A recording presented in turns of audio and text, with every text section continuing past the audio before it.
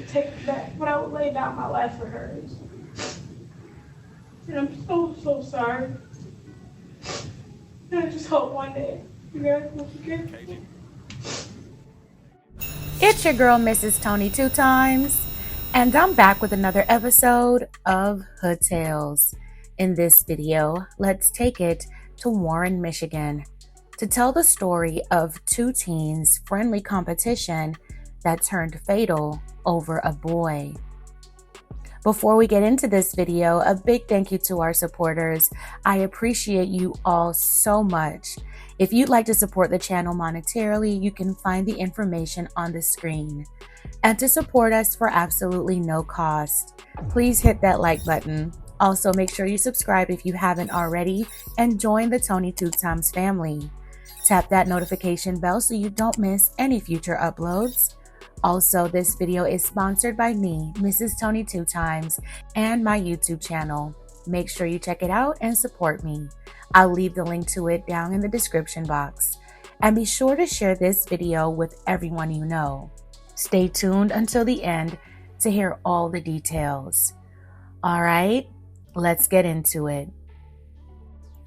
2017, junior year at Fitzgerald High School in Warren, Michigan, was a critical time for straight-A students Dayana Gibson and Tanea Lewis.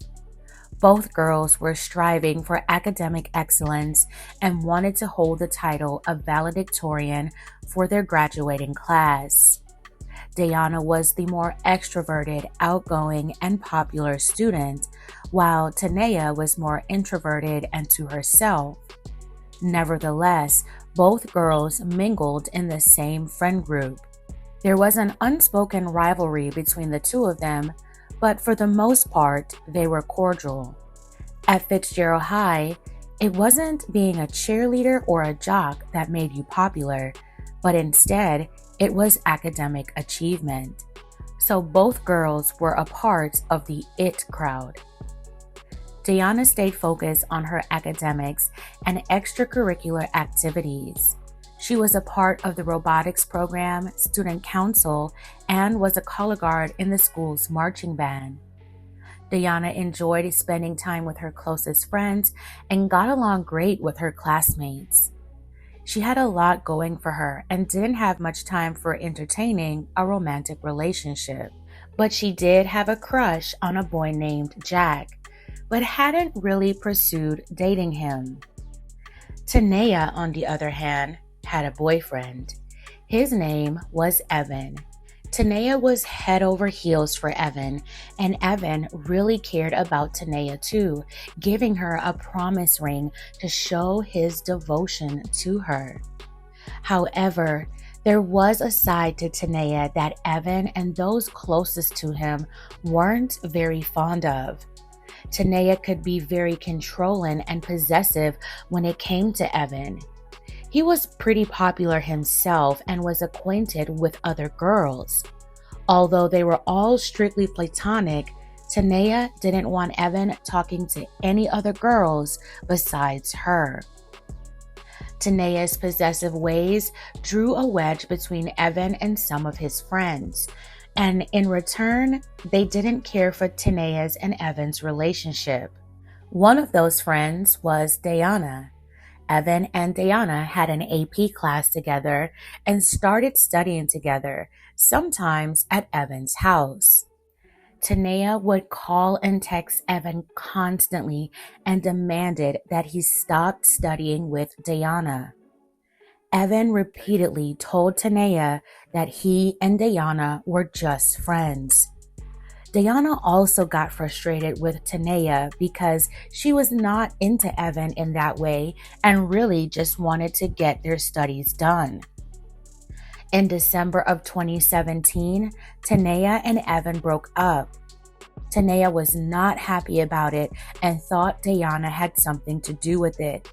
So as a way to get back at Dayana, Tanea started dating Dayana's crush, Jack. Dayana felt like Tanea violated girl code by dating her crush. Although they weren't the closest of friends, she felt like Tanea was a part of their friend group and knew how she felt about Jack. Diana kept her cool and decided to join the cross-country team that upcoming spring.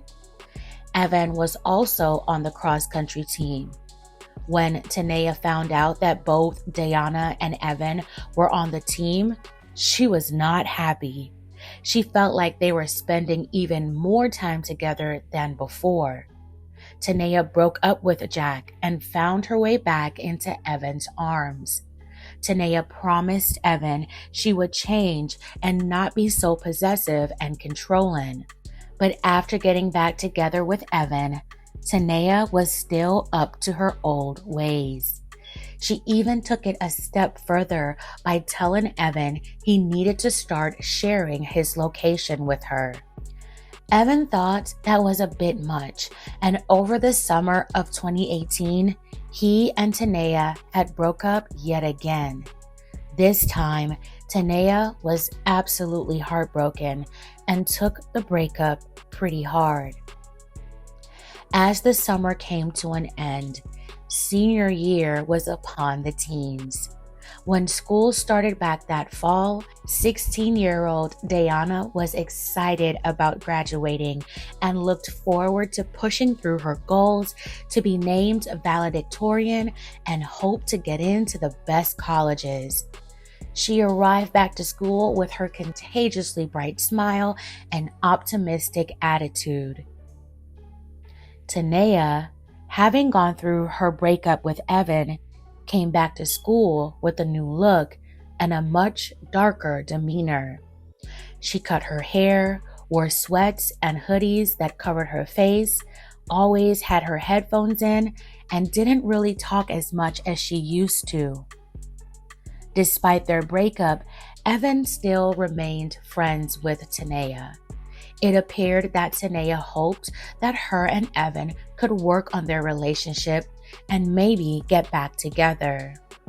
They talked all the time until a rumor got back to Evan about Tanea. The rumor was going around for a while. Quite a few people knew about it amongst their friends. One day, one friend decided to tell Diana about the rumor. The girl told Diana that Tanea had cheated on Evan back in the spring after they had gotten back together. Diana was shocked, and so were most people, because of how possessive Tanea was about Evan. Like, how could she not want him being friends with other girls, but it was okay for her to step out on their relationship with another guy? Diana felt the need to tell Evan about it. Her friends warned her against it. They recommended she not get involved. However, Diana felt strongly that Evan needed to know the truth. After holding on to the secret for about a week, Diana decided to tell Evan. Evan was broken up by the news, and although he and Tanea were no longer together, he was devastated to find out that Tanea had cheated on him. So later, he confronted her about it, and Tanea's response to him was that he was never supposed to find out. She was going to take it to her grave. With her revelation, Evan told Tanea to return the promise ring. This time, their relationship was completely over. Tanea was upset that the truth got back to Evan. She had her suspicions about who had told him. She concluded that it was Diana. Tanea was furious and angry that Diana had told Evan. Her disdain for Diana built up into rage. Word got back to Diana that Tanea was upset that she told Evan about the cheating. Diana attempted to get ahead of any further conflict and called Tanea to apologize. However, Tanea refused to accept Diana's apology. She told Diana she made the biggest mistake and hung up on her. The next day, on September 12, 2018, Tanea woke up at 5 a.m. that morning She started her day by taking her dog out. She then got ready for school, and around 6:15 a.m., Evan came to pick her up to give her a ride. On the way to school, they were supposed to be having a talk about their relationship. While in the car, Tanea tried over and over again to apologize to Evan, but Evan was not ready to forgive and forget just yet. Before classes started, Tanea gave Evan a few items, including $100, and told him this was all she had. Evan thought it was a little strange, but didn't think too much of it. Earlier that morning at marching band practice, Diana had told her friends about the conversation she had with Tanea and how she had threatened her after she tried to apologize. Diana figured that maybe Tanea would try to fight her or they would have some type of altercation, but she wasn't going to back down. As the morning progressed, Tanea headed to her second period economics class. Class started at 8:15 a.m. Diana and some other of their friends were also in the class. The teacher noticed that Tanea arrived at her class unusually early.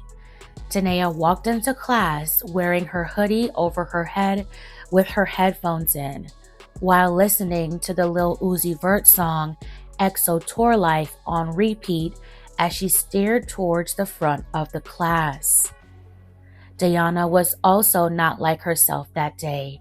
She seemed more reserved and quiet. When she arrived into the economics class, she sat down and just kind of had a blank look on her face. After the first part of class was over, it was time to transition into groups to do an assignment. Tanea was texting Evan asking him if he liked Diana, but Evan responded and said he didn't have to tell her. Tanea texted him back and simply said, "It's time." Evan was confused and asked her what she meant by that. The classroom became a bit chaotic as each student found their group. During that time, Tanea headed towards Diana. Students noticed Diana running as Tanea chased her. She was wielding a silver object in her hand. Soon, screams rang out in the classroom as students began to notice what was happening. Panic set in, and students were jumping over desks, scrambling to escape the classroom. Diana had suffered severe wounds to her chest. She was bleeding as she ran away from Tanea. As Diana tried to get away, Tanea stabbed her in the back and she collapsed to the floor. Students described Tanea as smiling and laughing as she attacked Diana. Their teacher was able to push Tanea out of the classroom, but Tanea kept trying to get back inside the room as she yelled, "I hope you don't live. I want to end her life. You told Evan." The teacher was able to get Tanea down the hall. Students in horror called 911. Diana was badly wounded. The classroom was evacuated as the school resource officer tried to give Diana CPR. Fitzgerald High School was on lockdown. At 8:29 a.m., officers arrived at the classroom and they found a chaotic scene. Diana was rushed to a nearby hospital. She had wounds to her chest and back, with one puncturing her heart and another punctured her lung. Her family was notified as she went into surgery. Just before 10 a.m., Diana succumbed to her injuries and was sadly pronounced gone at the hospital. Tanea was taken into custody. Tanea went in for questioning, but before she would continue her interview with the detective, she requested to speak with Evan. Once the detective got Evan on the phone, he and Tanea talked for a couple of minutes. She asked Evan if he loved Diana and if he had feelings for her. She also said that he won't have to worry about her being a part of his life anymore and told him goodbye. After the phone call, Tanea then decided she was ready to move forward with the interview. When the detective asked how she knew Diana, Tanea replied, "I hate her," and said she ruined everything. At first, she denied any knowledge of what happened earlier that day, but then admitted to bringing a knife with her to school. A search warrant from her home located a knife block with similar-looking knives and noticed one was missing. After her interview with police and further investigation, Tanea was booked and charged as an adult with first-degree premeditated hit. Diana's family was rightfully devastated by her tragic slaying. Diana was their light, their sunshine, and their joy. They were so proud of her and all that she had accomplished. Diana didn't deserve to lose her life over something so senseless. They hoped that justice would be served, and Diana would be remembered for the amazing young lady she was and not the mess that cost her her life. After many delays in court, and after Tanea was found competent to stand trial, on September 16, 2020, 2 years after the horrific crime, 19-year-old Tanea Lewis took a plea deal and pleaded guilty to premeditated first-degree hit and was sentenced to 27 to 60 years in prison. She will be eligible for parole in 2045. The court took Tanea's age at the time of the crime into consideration, stating that the frontal cortex of her brain had not fully developed, causing her to not properly grasp the severity of the consequences of her actions. However, many people involved in and who witnessed this horrible tragedy begged to defer and felt that she should have gotten the maximum punishment, which was life without parole. At her sentencing, Tanea apologized for her actions and said she would have laid down her life for Diana if she could do it all over again. My apologies for taking back, but I would lay down my life for hers. And I'm so sorry. And I just hope one day you guys will forgive me. May Diana Gibson continue to rest peacefully. My belated condolences to her family and friends. Diana was a beautiful young lady with so many great things ahead of her. Diana didn't deserve to lose her life in this way. I believe Diana was only trying to be a good friend. She felt passionately about doing the right thing. Unfortunately, she was dealing with someone who did not have a sound mind. Tanea's mental state was disturbed. At the time of the incident, she was on psychotropic medication. Those things combined with her obsession with Evan drove her to the edge and she leapt. Tanea now has to spend the majority of her adult years behind bars.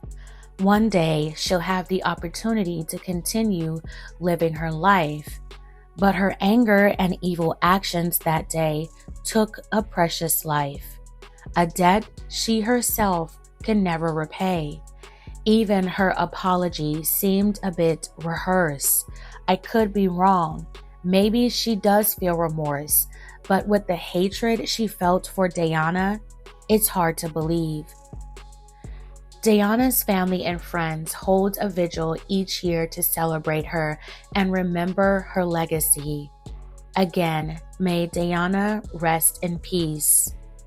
This story hit close to my heart because We have two daughters, one who is currently 17 and the other who was once a teenager.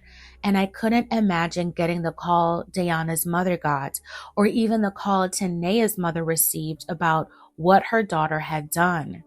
Tony Two Times and I discussed this case with our 17-year-old, and it was an eye-opener for her on how quickly situations can escalate.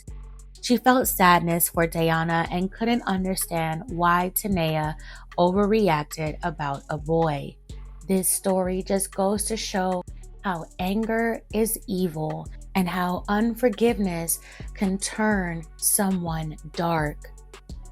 Teenagers and their drama can seem so minor compared to adult drama until it's not. Fam, what are your thoughts on this tragic story? Let me know in the comments below. Alright fam, that's it for this episode of Hood Tales. Thank you for watching. Please don't forget to like, share, and subscribe. This is your girl, Mrs. Tony Two Times. Until next time.